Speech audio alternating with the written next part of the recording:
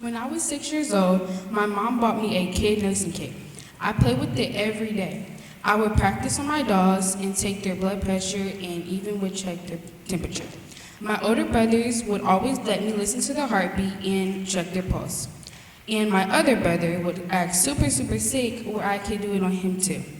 When I was 7 years old, I remember going to the Children's Museum.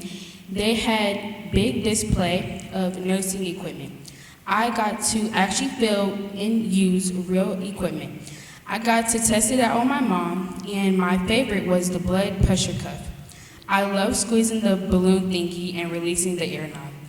When I was 7 years old, I found out my grandma was a nurse and didn't realize I was related to a nurse. I asked her more about it, and she told me that she was a labor and delivery nurse. I had no idea what a labor and delivery nurse was, but it sounded interesting. Shortly after, I asked my mom if she could buy me an actual nursing kit, and she found one on Amazon. Now I had all the tools that nurses had. I needed more patients to practice on, so my mom and my dad volunteered. It was around this time I started thinking about the possibility of being a nurse as a career. I started doing more research on nurses to learn what training skills would be necessary.